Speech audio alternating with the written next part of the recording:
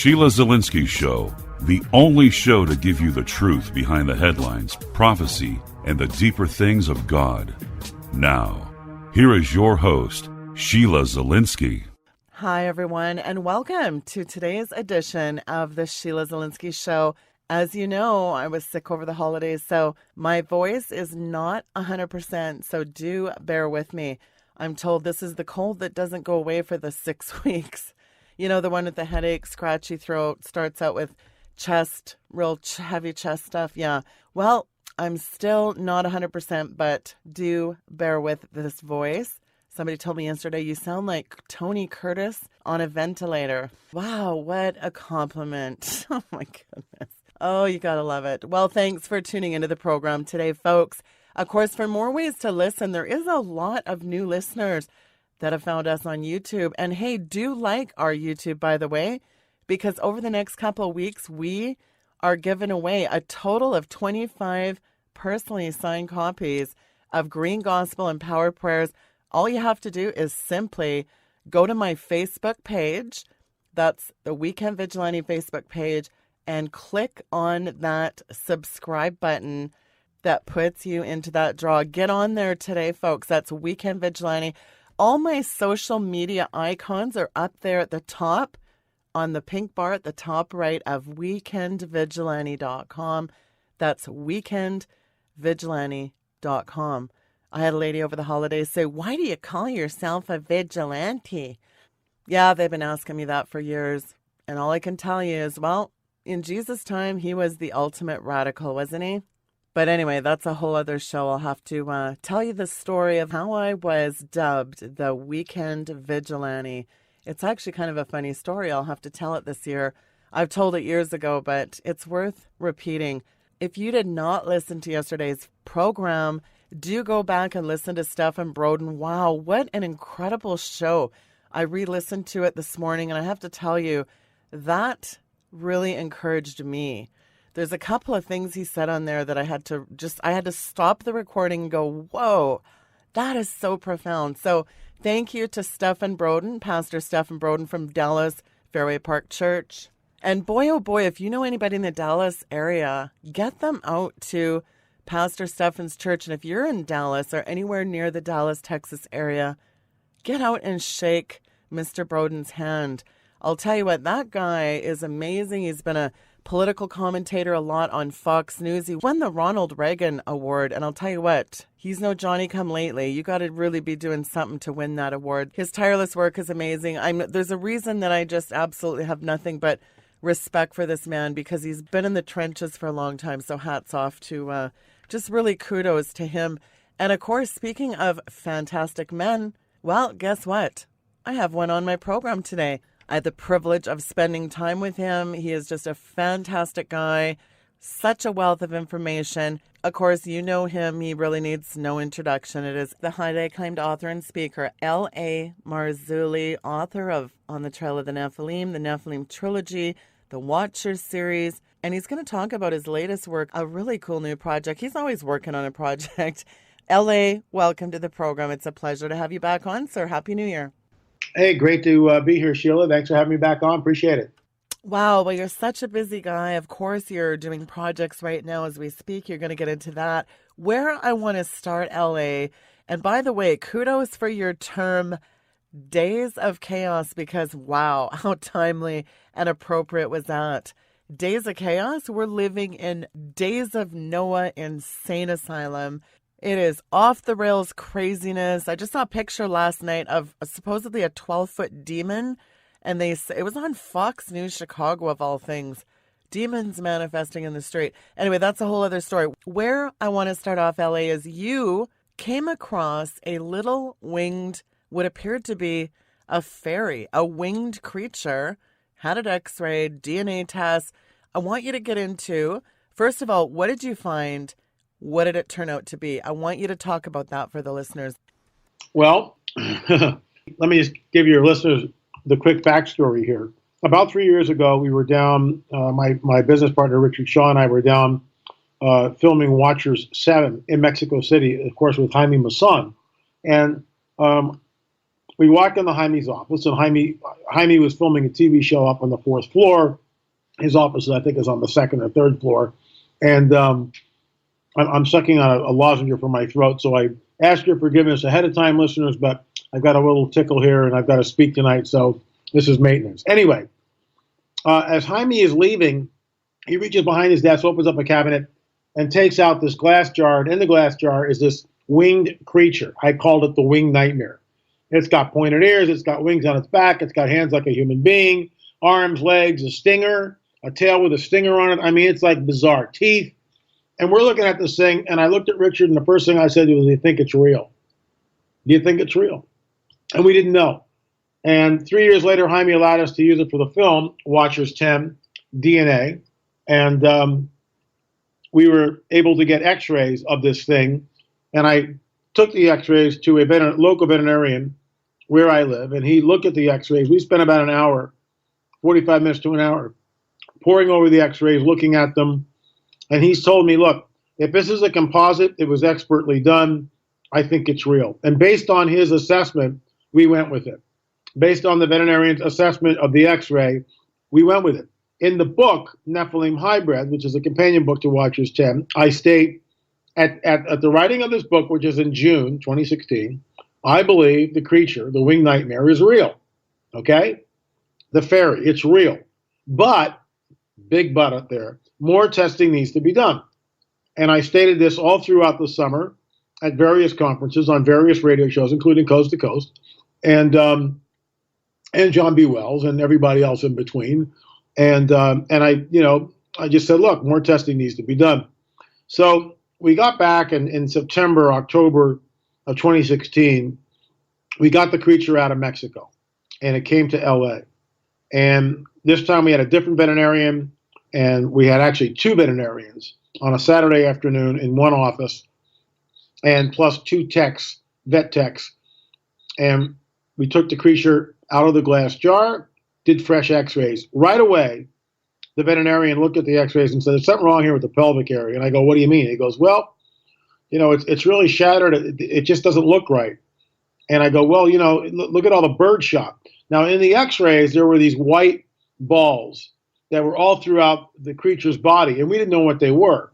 The first veterinarian that examined it said, I know what those are. Those are BBs. That's bird shot.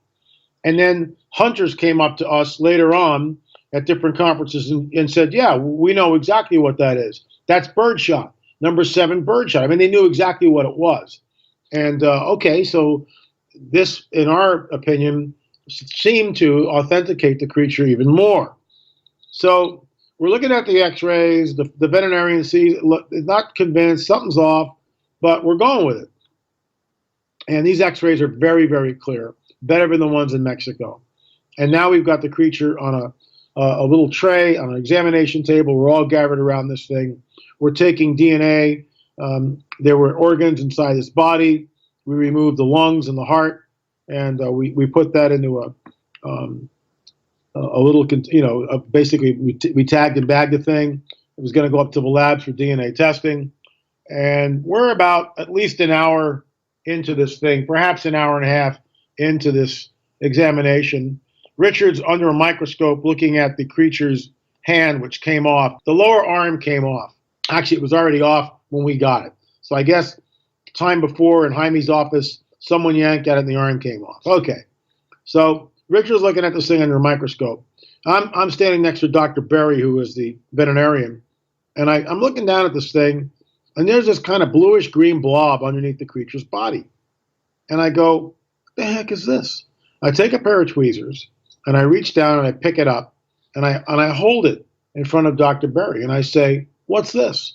And Berry goes, that looks like wood, and on the end of it, it looks like some kind of epoxy. We go rushing back to the x-ray. Sure enough, now we see that the arm has been attached to this wooden epoxy thing to make it look much longer. And now we go back to the creature, and Richard's there filming the whole thing. There seems to be an armature, a plastic armature, that runs from the skull, the base of the skull, and attaches itself to the pelvic area. And we realized that the leg bones were not in the pelvic girdle, so the veterinarian's first assumption. So we realized at this moment in time it was a hoax, an incredible, cleverly done hoax by a master taxidermist. And we made an appointment. This was on a Saturday. I immediately, as soon as we were done, I called Gary Stearman at Prophecy Watchers, Derek Gilbert at Skywatch TV, and said, "Don't go with the stories, guys. It's a hoax." And we put the kibosh on this thing. Wednesday, we were up in Santa Barbara with the creature.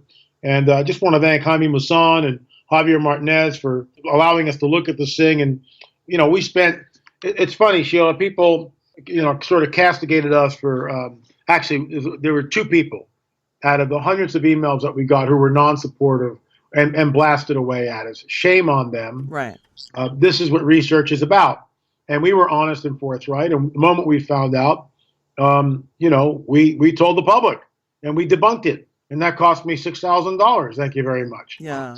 But there's always an naysayers out there who will look at any opportunity to malign, and just look what's going on with Donald Trump. So I have it easy. Anyway, we go up to Santa Barbara. Yeah. We go up to Santa Barbara at the Natural History Museum up there, and there's a zoologist.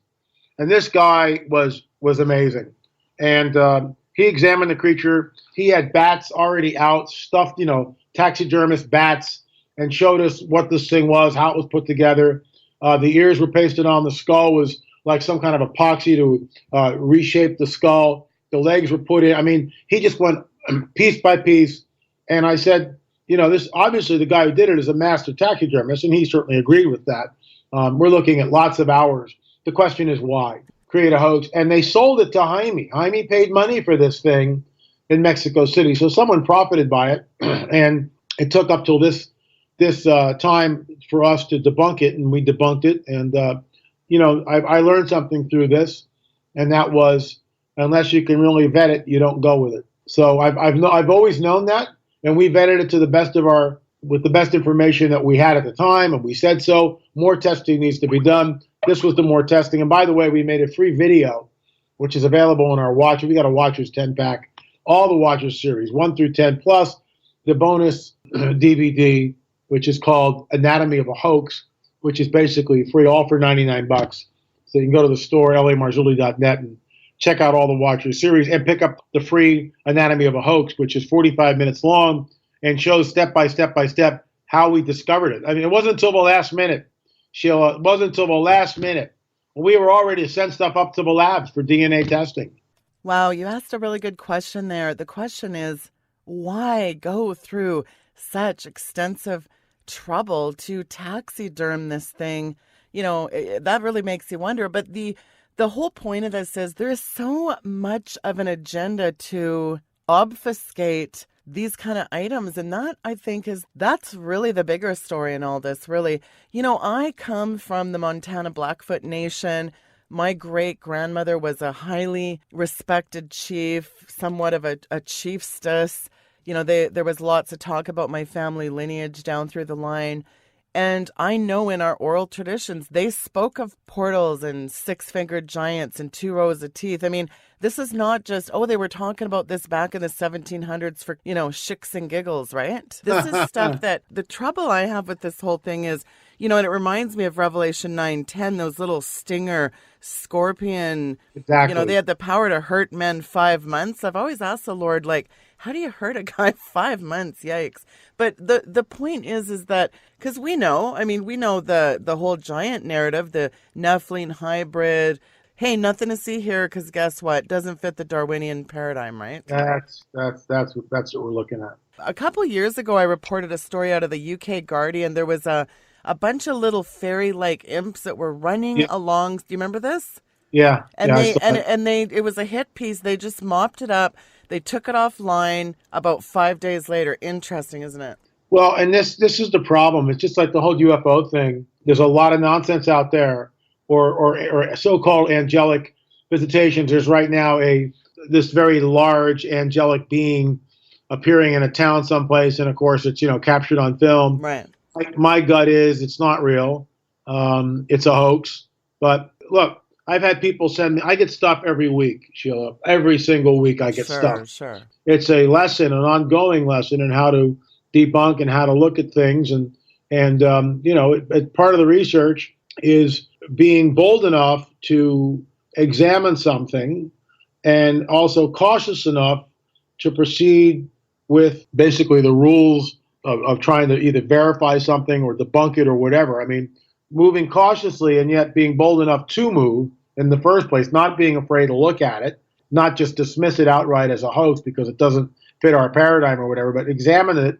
The same thing with this angel thing, which is making the rounds now. My first gut feeling is that it's a hoax, and I've emailed the guy who's got the picture and trying to get a response from him. But there's no way to tell. Meanwhile, I mean, I've got pictures of real UFOs, people that have shot them on their iPhones or cameras and sent them to me, real, original footage. So there's a lot of nonsense out there, and this is the first Watchers that we've ever had to actually retract something in 10 shows, hundreds of interviews, literally. It's the first time we've had to retract something. So that's a pretty good track record, and I think fair-minded people see that, know that, and that's why overwhelmingly the response from people all across the board, ministers, people like Gary Stearman, just everyday folks, all said thank you for being forthright and open and honest. Your credibility in our eyes has increased tenfold. So again, there were two naysayers, and these guys have an axe to grind. I mean, they're just trolls. They have an axe to grind. Right. And that is to put me down or Watchers down so they can be elevated as the purveyors of truth, the gatekeepers of truth. So, that's what's going on here. Well, and speaking of gatekeepers of truth, the new stuff that Obama signed into legislation under the NDAA, remember the Disinformation Act? Well, I mean, of course, you've got this whole thing on fake news. So, yeah, the vetting is number one. And then you've got this whole other piece where there's this dystopic, trance-induced, seeker-friendly, emergent, cotton candy comatose Christians. Nothing to see here, because how does this even apply to us today again? Don't you find this fascinating, LA? People will accept any narrative. I mean, look at the popularity of the ancient aliens on TV. Oh, the Anunnaki did it. Anything goes as long as it's not the biblical narrative. Don't you find that incredibly fascinating, LA? Well, no, I do. I think it's just amazing that all theories are welcome except the biblical prophetic narrative, which is just incredible when you think about it. But nevertheless, that's what we're up against. And I was on season 1, season 2 of the Ancient Aliens show, and that's basically why we started Watchers, because we couldn't get a fair shake. I'm doing a new series. It's my first independent series, and I'm the producer and doing all the editing to really get control over the narrative, because I have to be able to say, it's like when I write a book, that's me. I got an editor, but it's me, and it's not somebody managing it or micromanaging it or moving it, in a certain direction or trying to be politically correct or anything else. It's me. And that's what this film is. It's a new series called The Watchmen Chronicles. The first offering in the series is called In Their Own Words. And it's, Sheila, I got the idea for this because I would be lecturing at conferences, and I would ask the folks, how many of you had seen a UFO, lights in the sky, had an encounter, and between 10% as an absolute minimum and over 30% sometimes as a maximum of the people in the audience would raise their hands. And I realized, oh my gosh, the church, the pastors have no idea what's going on. And so the whole idea of this is you buy the DVD, you pre-order it, you're going to get 2 DVDs, one for you, one for your pastor. And we've got pastors that have come on the record and talked about their UFO encounters and why it's important for the church to deal with it. Because, think about this, Sheila, any church in America, now I'm painting with a very broad brush here, and I get that. And it's certainly not a scientific study. Raise your hand, and I just kind of do a head count. Oh, it looks like about 20%. But the bottom line is this. Between 10 and 30% of the people have had an experience, and those people are sitting in your church, and no one talks about it. Right. Everybody's afraid to talk about it. And it's time to open up the dialogue and start the conversation and not be looked at as wearing tinfoil hats or some kind of an outsider. I mean, and you've heard me talk about this. the church. We're the people that believe in virgin birth, floating axe heads, talking donkeys, 2 gold coins that appear out of the mouths of a fish, guys that walk on water, water that stands up like a heap and 3 million people go, walls of water, and the Jewish nation goes between staff that turn into snakes, and on and on and on it goes. I mean, we read this stuff in our Bibles, and isn't that just wonderful? Mary was a virgin, and she gave birth to Jesus. Okay, I get that, and I believe that with all my heart, but that's about as supernatural as you're going to get. Are you kidding me? Peter gets 2 gold coins out of the mouths of a fish. That's nuts. That's crazy. That's wacky. The donkey speaks like a human being. The staff turns into a serpent. Come on. This is the stuff we travel in as Christians day after day. We believe it. So why is it that when we read in the scripture, specifically, Satan comes with all signs and lying wonders, God sends them strong delusion because they did not believe the truth. What is the truth? That Jesus created all things on earth, and without him, nothing that was made was made. In other words, Darwinian evolution is a bunch of hooey, and yet that's the paradigm that runs rampant both in academia and the scientific community. That's what people hold on to tenaciously. And so God's going to send them strong delusion because they did not believe in the truth. That's precisely where we are. What is that strong delusion? Satan comes with all signs and lying wonders. What is manifesting in the skies above the earth today more than anything else on this planet? The whole UFO phenomena, and that's what the new movie is about. It's called In Their Own Words. I've got people, Christians, they're all Christians, who come on the record and go, I saw a UFO, and then they tell their story. Some of them are short, some of them are long. A pilot who's a born-again, spirit-filled believer saw a UFO decades ago, and he talks about it, and he gives absolute details. And it's time for this dirty little secret in the church to be exposed, and we're going to start probably the pre-sale. The trailer will go up this month, January, probably around the 20th of the month.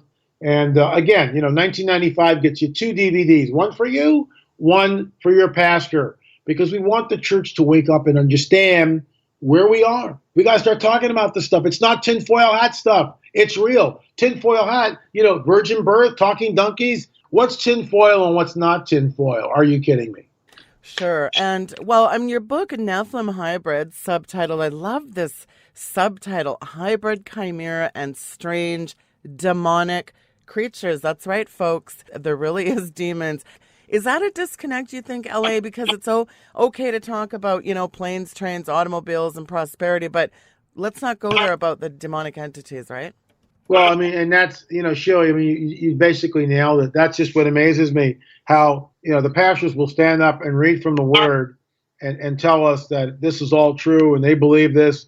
And yet, and then prophecy tells us that Satan comes with all signs and lying wonders, and they really don't believe what's in their Bibles. And right. I say that with all due respect. That's why I'm making the film. Look, I show a lot of clips in the film of real UFOs. They're not, they're not composites. They're not. They've been vetted as best as I can possibly vet them. You be the judge. These are real. There's a place called the Little Alien, which I was just at a few months ago, and on the wall are a series of photographs, and they're original photographs that people took of UFOs. And guess what? I took photographs of the photographs, and that is in the movie. Then we've got that Chase Klowski, great UFO investigator, and thank you, MUFON, is allowing me to use some of their footage. Jaime Maussan's allowed me to use some of his footage, and not a lot. I think we got 1 or 2 shots, but thank you, Jaime, and we give them credit. And, it's all there. What's compelling is the stories in their own words. That's what's compelling. Paul McGuire comes on the record and talks about disclosure. Carl Teacher comes on the record. Pastor Billy Crone comes on the record. Gary Stearman will be coming on the record soon. John B. Wells is on the record. So all these people come in and weigh in from their point of view what we're looking at. And of course, that to me is really exciting. Wow, that is really exciting. We're looking forward to that. Steve Quayle, our good friend, he broke the story of the giant Al, the military guy who flew the giant out. Of course, that's documented in their new series. The massive giant that was flown out of the Middle East. You've got cases where there's top military guys who have shot 12 and 14 footers. Just incredible information from very reliable military personnel. You yourself are familiar with that, but hey, you never see that on Clown News. Speaking of talking jackasses. Yeah, that was great. That was really great. Well, hats off to Steve. I mean, Steve's an amazing researcher, and he broke the story a number of years ago. A pilot had contacted him, and this pilot talked about retrieving flying out from Kandahar. I think it was Afghanistan. I'm pretty sure either Afghanistan or Yeah, it Iraq. was. I'm not Yeah. sure which, but I thought it was Afghanistan. And the pilot discussed flying out a giant that weighed about 1,200, 1,300 pounds on a crate, and moving it probably to Wright Patterson, Ohio. More than likely, that's where it wound up, but no one knows. And several years later, many years later, we were contacted by a man that we call the shooter, who had never heard this story before, but he came on the record and told us that he shot a 12-footer, 12 to 15-footer in Kandahar. And the story, basically, there was a patrol that was out 2001, 2002, in Afghanistan looking for high-value targets in the Kandahar province. They were dropped off by a chopper in the middle of nowhere. They're hiking. They missed their first rally point. That's like a check-in. They missed their second rally point. Their third rally point, okay, obviously something's happened. Did they get in a firefight? Were they all killed? Are they taken prisoner? Do they all die? Or, who knows, right? So the next morning, a second group of men are deployed to the same area, dropped off at the same location, and they're following the trail of the missing platoon. And they come down this goat trail, and around the shooter is looking down and he's seeing bits of what look like bone in the distance. There seems to be what looks like broken pieces of maybe radio apparatus, but he's not sure. Further on, there seems to be, carcass of something, animal bone, tissue. He's like, what is this? And the goat trail winds up on a ledge, a very wide ledge, like 20, 30 feet wide and probably 50 to 60 feet long. And this ledge on the edge of it is very precipitous. It drops down to the valley floor, thousands of feet below. And as they're sussing out the situation, there's a mouth of a cave is above them. And out of this cave comes a nightmare, a 12-footer with flaming red hair.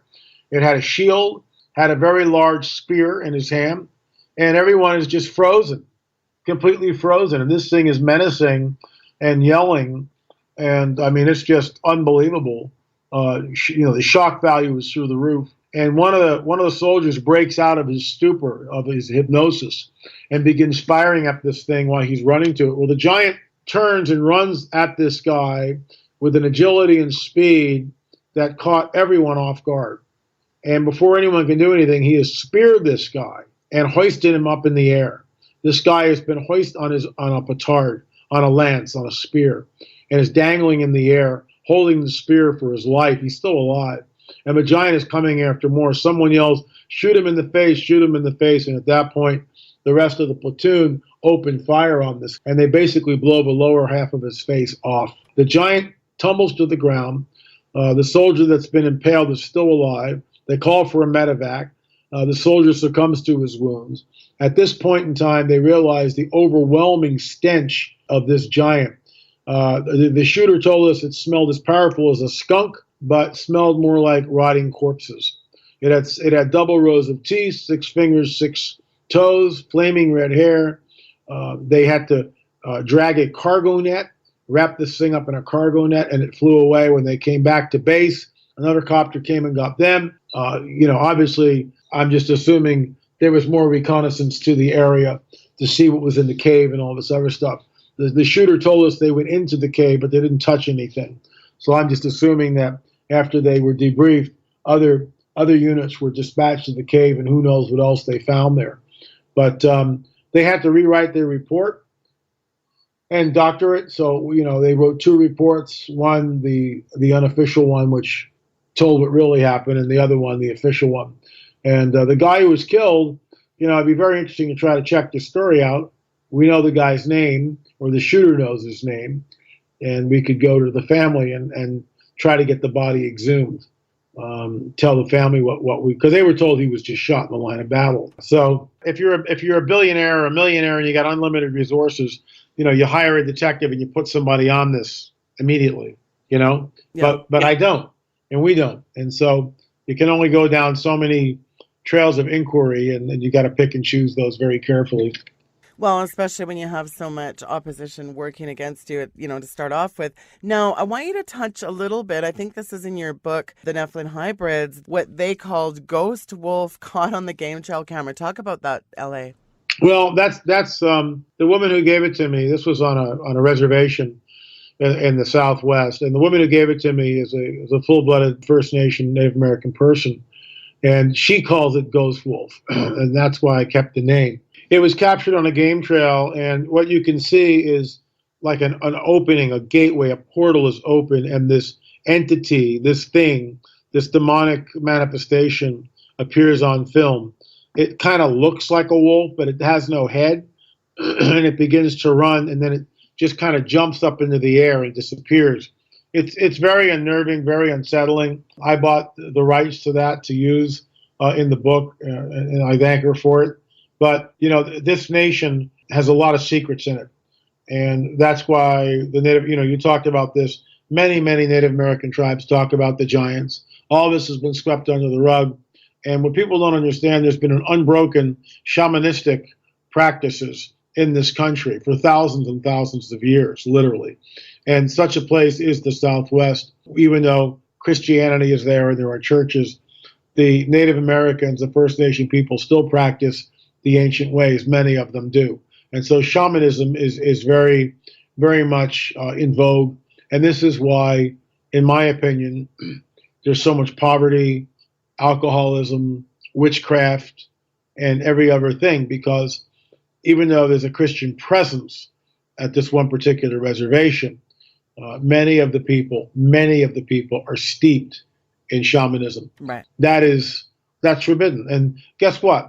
There are shamans in Africa, Australia, South America. I mean, I've seen the ones in South America and Mexico. I've never seen the ones in the Southwest, but maybe I have. They were just dressed so you couldn't tell. But I've seen shamans in South America, and they all go to the same place, and they all have the same wisdom, and they all, have their feathers and concoctions and everything else, and they're given power by Lucifer, by Satan. That's where it comes from, and it comes with a price. The price is your soul. Yes, that is a very good point to be made. And I've often shared that with a lot of Native people that think they're medicine men, they're shamans, have this spiritual prowess. I'll tell you what, they're plugged into something all right, but it's not the Holy Spirit. Definitely demonic influence. I so agree with you on that. Flipping gears a little bit, LA, in all your work, we're 2017, in all the work that you have done over the decades, this whole culmination, this coalescence of all your work, when you step back and take a macro view, let me ask you this question. What in all of your research is the one mind-blowing thing that just takes the cake for you, just blows L.A. Marzulli's hair back? That's a really tough question. I think for me, out of all the research, if I have to pick one thing, it's the implant that we took out in Watchers 7 and Watchers 8. Because, and I wrote about this in my book, The Cosmic Chess Match, these implants are prototypes or precursors to the actual mark of the beast. And I've written about this numerous times, that when they show up, when ET finally discloses itself, they will say that they genetically manipulated all human beings here. And they created all life on this planet. And now at this critical juncture in human history, they have a chip, an implant. And you take this implant and you'll live 300 to 500 years disease-free. It's a DNA enhancer. That's how they'll couch it. And this is the mark of the beast. It's far more hideous and pernicious than anyone could ever imagine. And I've written about this extensively in the Cosmic Chess Match. I've talked about it. There may be a Watchman Chronicle just on this particular device. What is the mark of the beast? I don't think it's an RFID chip. I think it's something far more complex. And the reason why, Sheila, people who take this mark are condemned to the lake of fire is, in my opinion, it changes the host's DNA. Right. It changes the host's DNA. And when it does that, you become Nephilim. That's what you become. And that's why you wind up in the lake of fire. There is no grace and mercy because you cease to be human. You become something else. You become genetically altered. Not human even for salvation, which is scary, isn't it? Unsanctioned humans, hybrids. That's exactly it. You are in an irredeemable state. You cannot be redeemed at that point.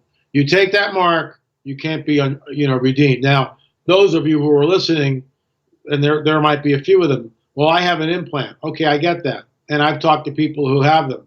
The implant that you have is a prototype. Okay, and if you really think you've got an implant, then get an X-ray. Just say, hey, I have something in me that was there. Well, I think it's a childhood accident. That's how you couch it. You don't walk into a doctor's office and say, "Oh, I was abducted by aliens and I have an implant." All the little guys with the white coats. You don't want that. So you say, "Hey, I was a child. I fell off my bike and I was in this. I think I got a piece of metal in my leg or shin or hand. Can you X-ray it for me?" And the doctor, "Oh, sure." And you'll X-ray it and you'll pay maybe $60 for the X-ray, and you'll go, "Oh wow, look at that. There's nothing there."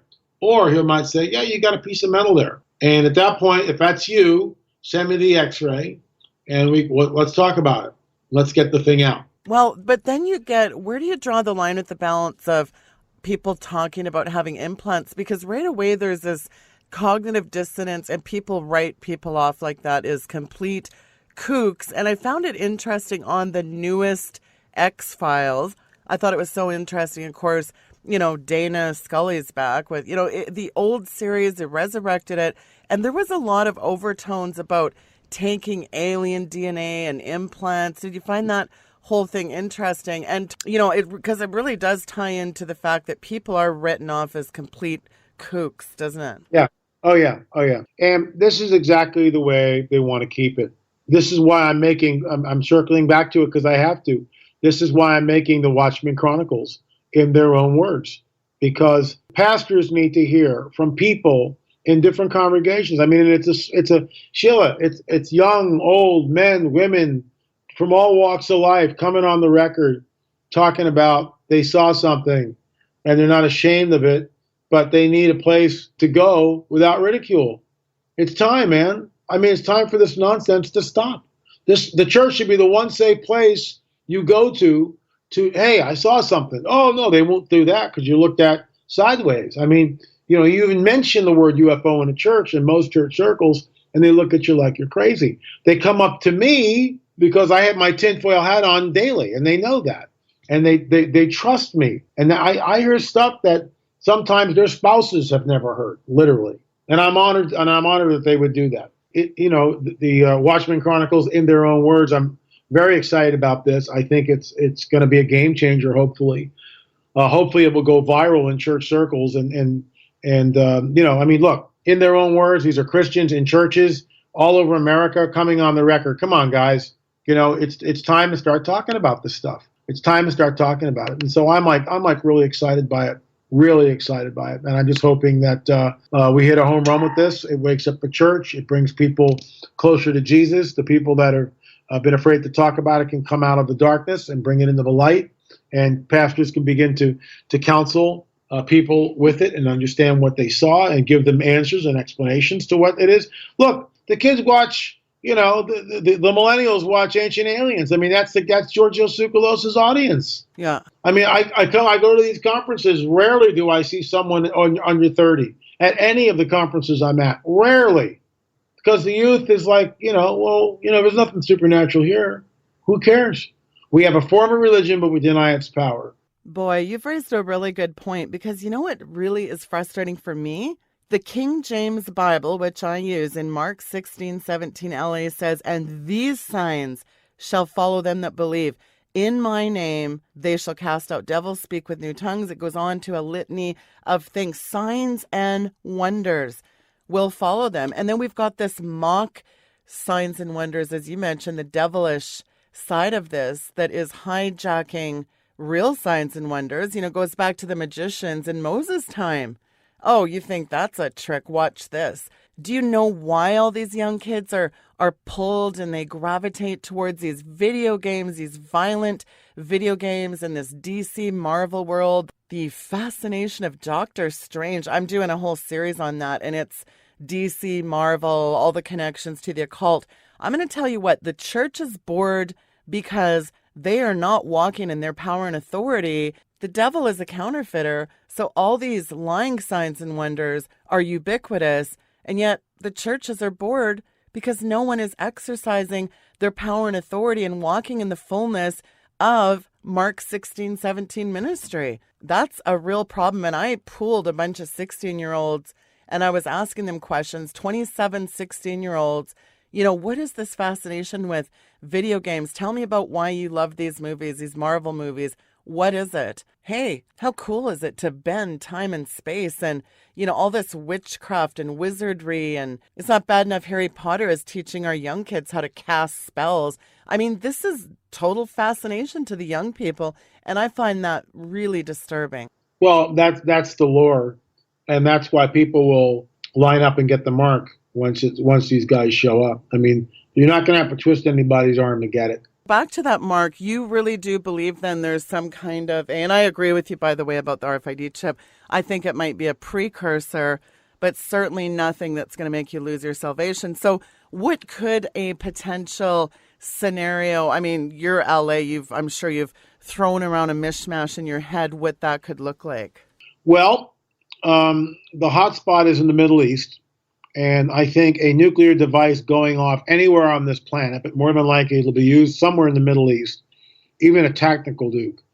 A nuclear device being used, the elites will light up the grid. We've seen the grid light up before with Fukushima. That's when everything's lit up and everything's connected. All news media everywhere focuses on one thing. That's what I mean by the grid being lit up. A nuclear event going off on anywhere on this planet will create the greatest collective fear that humankind has ever known and certainly ever experienced together, because we're all wired together, we're all wired up. That's when ET shows up, in my opinion. And they will state that we created all life on this planet. We genetically manipulated early man. We started the world's earliest civilizations. And now at this critical juncture, and religions, by the way, and now at this critical juncture, we are back to usher mankind into a golden age. And I truly believe this. This is what is going to happen. I'm just not throwing this out because I'm trying to sell books. This is what I think is going to happen. I believe it with all my heart. And the late David Flynn also posited this exact same scenario that I just laid out. The late David Flynn said what he thought would be how it would all come down. And I concur, agree with him. I got there on my own, but David got there first, so I always mention his name. The guy was brilliant, but that's what I think is going to happen. I think when they show up, it's the ultimate game changer, Sheila.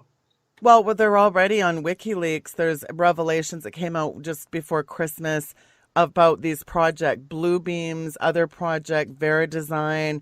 You have Hillary Clinton and Podesta having conversations with high-level government operatives about alien spacecraft and cover-up and hybrids. And, I mean, that's a little strange, isn't it, to be coming out of WikiLeaks? Well, and the thing is, it's so weird that nobody cares. It's not going to change, and people aren't going to move off their sleepy little paradigm until they show up. And then, we've always known that. Now what? Oh, the mark? Yeah, that sounds good. Jeez. Yeah, and this is what the church doesn't understand. If the church is still here when all this comes down, then we're in for a really rocky ride, because millions of people will lose their faith. Millions. And this ties into the biblical prophetic narrative, specifically 2 Thessalonians, when it says that the Antichrist will not be revealed until the apostasy. Right. Now, that can be interpreted two ways.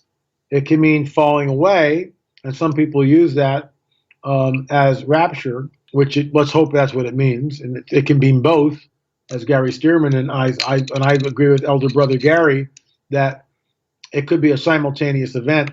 There could be a falling away and a rapture at the same time. But the word is apostasia, which is not harpazo. Right. So that's why I have problems with that there'll be an apostasy. And, I'm a biblical literalist, and if Paul wanted to talk about a snatching away, why didn't he just use harpazo? Yeah. He used the word apostasia, which is where we get our word apostasy from. So can it be both at once? Absolutely. Can the falling away happen at the same time we're going up? Absolutely. All I know is when they do show up, that's the ultimate game changer.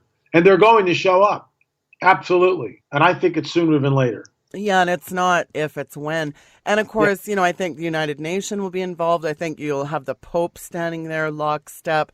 He's really, we're going to baptize aliens. I mean, This guy's been saying this kind of weird stuff coming out of the Vatican Observatory, coming out of the highest levels of the Vatican, baptizing aliens. I mean, you would have thought that would be right out of a cartoon, that the Pope and his officials are actually embracing them with open arms. We know about the Lucifer device up on Mount Graham. What are these guys? Why are they spending trillions of dollars on this equipment what are they looking for in the skies? I think the other question becomes, as childhood's end. So, Arthur C. Clarke so astutely points out, I mean, really, it's about embracing, forget the God of the Bible, that oppressive guy. It's really about Satan, the savior, isn't it? Well, that's where it's going to go. I mean, these people, the Illuminati, the elites, many of them have already given over to the dark side. They embrace the satanic. I mean, look, I don't know Podesta.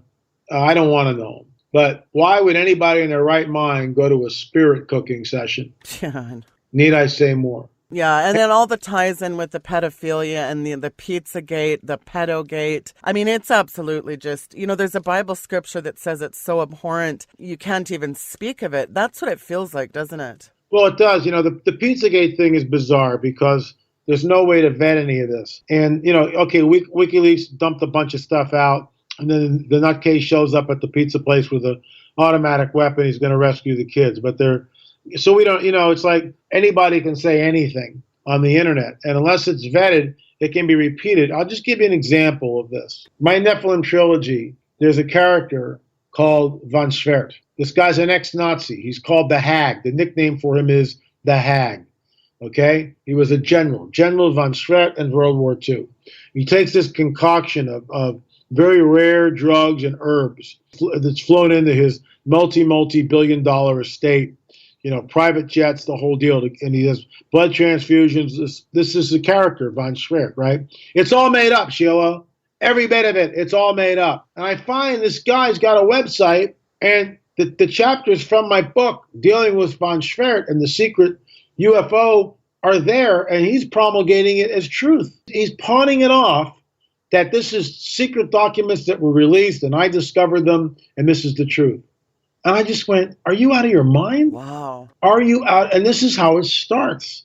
Somebody reads something and unless you vet it, just like the ferry, nobody's vetted Pizzagate yet. Nobody has. Nobody. It's all hearsay. Nobody's produced anything, any hard facts. Is there pedophilia going on? Absolutely. Would it surprise me if it reaches to the highest echelons of governments? It would not surprise me one bit. But it's just like, cremation of care. Unless we can go there and film and see if there's a real human sacrifice happening there at Bohemian Grove, I lean towards the belief that there is a real human sacrifice happening there. Why? And get this, why go and watch a mock sacrifice anyway? What's wrong with you people? Yeah, it's like that thing at CERN. Why would the high top-level scientists on the Earth be doing a human sacrifice and very bizarre occult rituals that only high-level occultists know about? So it makes you wonder, doesn't it? Well, look, there's a whole hidden agenda, and but unless you can get in there, look, just like the Paracas skulls, we've gone down, we're trying to do DNA testing, and it's ongoing research, and we're not letting it go.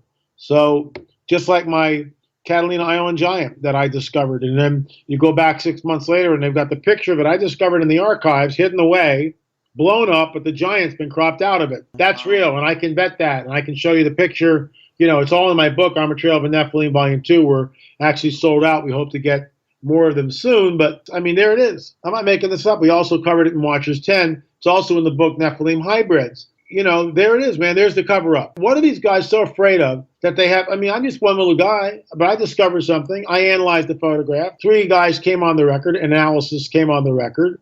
And they put the giant at just under 9 feet, 8 foot 9 inches. That's huge. It's a huge guy. Way too big. So need I say more? Absolutely. And got to quote Steve Quayle again on this one, the biggest cover-up of history is the cover-up of history. That just really is it in a nutshell, isn't it? LA, in the waning moments here, give out your information. There's a lot of new listeners that might not be familiar with your work. Where can they find your handiwork? And final thoughts. Well, I'm doing a lot of stuff on YouTube. I try to do updates 3 or 4 times a week, sometimes 5 days a week, depending on my schedule.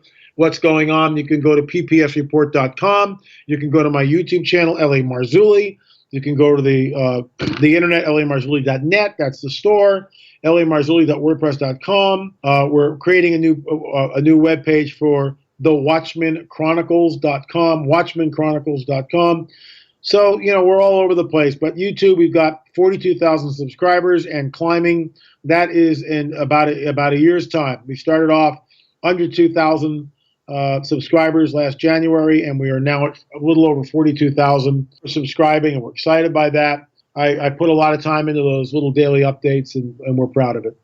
Well, I'll tell you what, I just got to say in the waning moments, LA, that Richard Shaw, I mean, you guys call it guerrilla filmmaking, but I'm going to tell you what, your production quality is quite frankly just really cutting edge. And, I don't know whose expertise this is, but I got to say hats off to all the work you do. And as you said, there's a lot of us doing this on a shoestring budget. I mean, we don't have the big millions to go and do some of the stuff we'd sure like to, but I want to really encourage people to get behind you, support you financially.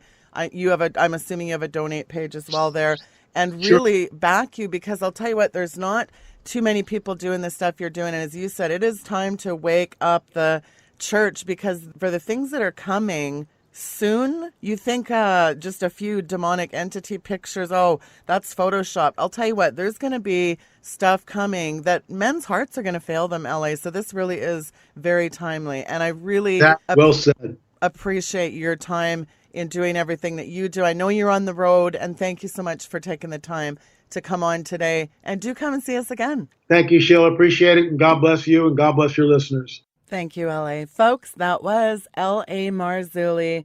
His information is bookmarked on today's bio. That's January 4th, 2017.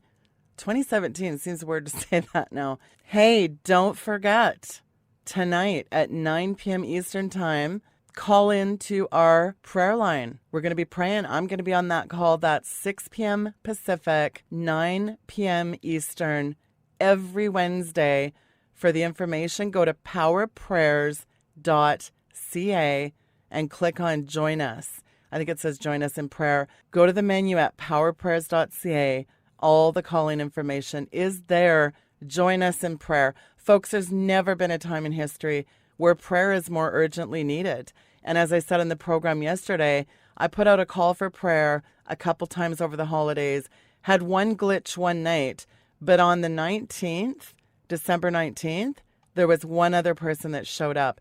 And our e-alerts go out to tens of thousands of people. So folks, please, I'm asking Christians to join us in prayer. I sound like a broken record, but the effectual fervent prayer of a righteous man, what? Availeth much. That's what the word tells us. So if you can join us, please do. That's every Wednesday. I'd like to do that all throughout 2017. And I just want to let people know we're going to start doing some really cool video stuff. I've got some really cool ideas for 2017. We are still working on a concept, that map concept, to connect you with boots on the ground people in your cities, in your areas. I have been brainstorming with my web people on a customized map. It's a lot harder than I originally thought to code this thing. So I'm working on it. Hey, don't forget, next Wednesday, Carl Gallups, you got to bookmark that. That's going to be a great show. We have just a fantastic lineup over the next bit. Tomorrow, I'm doing a very interesting teaching. You're going to be mind blown. I'm pretty convinced. So you want to join me tomorrow for that. And then Friday, Pastor John Terrell from California. He is always so awesome. And of course, next week, Josh Tully, the general himself, Apostle Ivory Hopkins, is joining us. Just a fantastic lineup.